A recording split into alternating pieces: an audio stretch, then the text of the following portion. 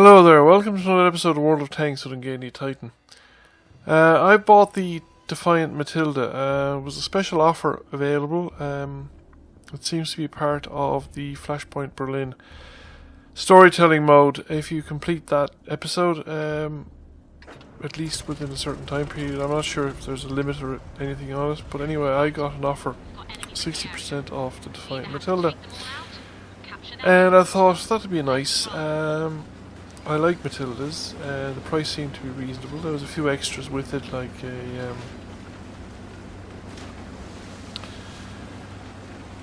boosters and some premium time, and I thought, yeah, you know, I'll go for this actually. And I didn't really research or look into it, and I kind of regret not doing that now. Partly I was motivated by the fact that I would get a Matilda, and I would be able to have the same fun that I have with my Matilda, except now it's a tier 5.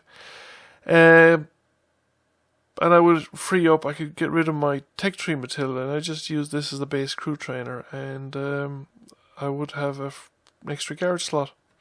The problem, as you can see here, is that it is practically identical in every respect to the Tech Tree, the tier 4 Matilda.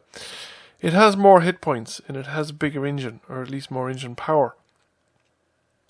The top speed is 1 km/h faster. The extra engine power is noticeable, but at the same time it isn't exactly remarkable handling, because I think the soft stats in the Matilda are probably quite poor. At least they ought to be. Historically, the Matilda had a problem with the narrowness of the tracks and with the actual narrowness of the tank itself as well. But every other stat is identical. The armor is the same. The gun is the same, the ammunition, well, the penetration of the gun and the damage output and rates of fire are identical.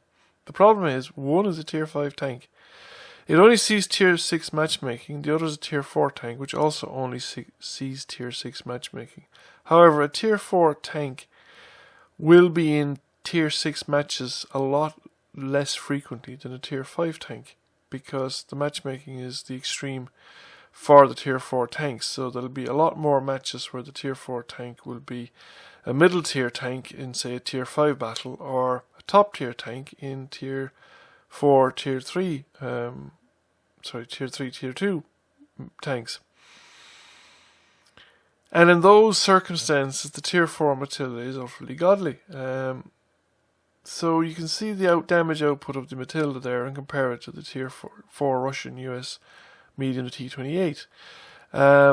You can also look at it in comparison to other tanks, and it'll be coming up short against most of the tanks. Here's the Sherman, the tier 5. Armor penetration is around the same, but the damage output is practically double, and the rate of fire is only about half, so it's roughly the same DPM. The KV1 and the T1 Heavy, both that have armor that will be challenging for the Matilda, have damage output that's significantly higher.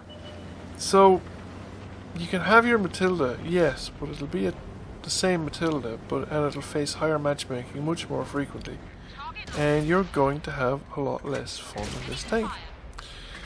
You will very rarely have the situation where you are the dominant tank in the game because you're the top tier tank and your armor is good enough to bounce an awful lot of the shots other than tank destroyers and maybe exceptionally good medium tanks at the lower tiers.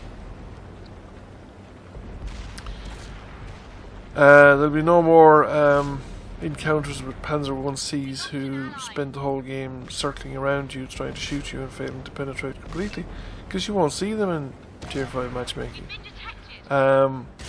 unless they've scout matchmaking, which I doubt. So you've a lot of problems. You're going to be facing tier tanks that are way higher than you, that whose armor you're going to have trouble penetrating. You're going to bounce a lot of shots off of these tanks, and they're not going to bounce as many off of you, or even if they do bounce, they're doing so much extra damage, 2 to 3 times, maybe even 4 to 5 times in the case of tier 6 tanks. Your damage output per shot, and while they have much lower rates of fire, they're not massively lower. You know, you've got a 2-second reload or whatever, and maybe a second and a half aiming time. They'll have maybe a 4-second reload and a 1.5 seconds of aiming time, or 2 seconds of aiming time. It's, and at close ranges it won't matter, the aiming time, because the guy is going to fire when he's going to pull the trigger as soon as the gun's loaded. But the larger alpha will matter. And it's going to be, you know, all kinds of not fun. So it's a big disappointment. And I had enough games in it to experience it at first hand. So I'm going to keep it because it's a premium tank and I've bought it now. So the money is spent. I'm not going to get it back by selling the tank or anything like that. So we will leave it just as an experience to be learned. And I'm just passing this on that the same Matilda at tier 5 facing tier 6 much more frequently, in tier 5 an awful lot more frequently, is not as much fun as a tier 4 Matilda that faces tier 6s only occasionally and gets an equal amount of opportunities, where it's the top dog facing only other tier 4s and lower tier tanks. So bad buy, bad purchase, not worth it. And it's not like the British are short premiums anymore. I mean, a year ago, year and a half ago, the British line was chronically short of premiums. You had, on the tech tree, you had the Excelsior and the TOG, or the AT-15. Now, the TOG is fun, but it's fun because it's the TOG. It's not a very good tank, really. The AT-15 is alright, but it's pretty slow, heavy tank destroyer. And the Excelsior, I like the Excelsior. I think the Excelsior is a really good tank, but not everybody will. It's got a kind of a play style that you know, you have to get used to it. It's not good. Its armor isn't exactly anything to write home about. It can bounce quite a lot of shots, but it isn't a terribly reliable bouncer of shots, and the damage output from the gun is relatively low, and the penetration is poor enough. Now, at this point, there are lots of excellent premiums in the British stable. You have the Boilermaker is a very good premium. You have a variety of Cromwells and premiums that are all excellent tanks in various ways. So the British line isn't as starved for premiums, and these premiums come up for sale on a reasonable amount of regularity, so it's not like you're completely dependent on the tech tree.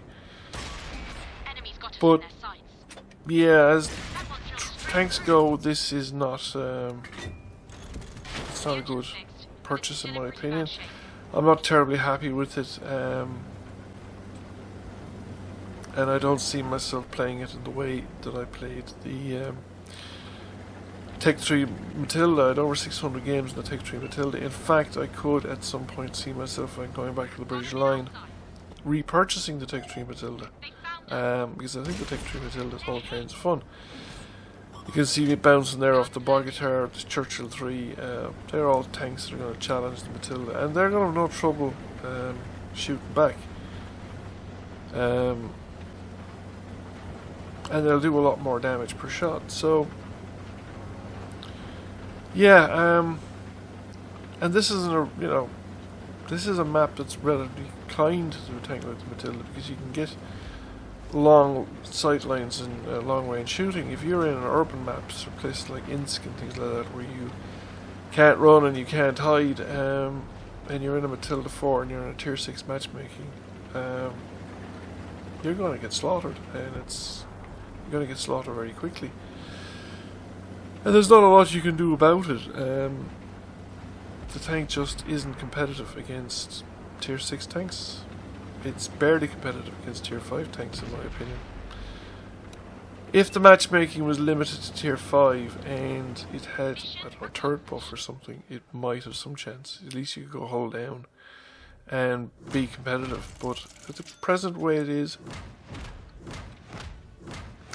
it's not a tank that I would recommend purchasing, and I definitely regret mine. However, that's it. I can't really say much more. Thank you for watching. I hope you enjoyed the video, and I'll catch you all again soon.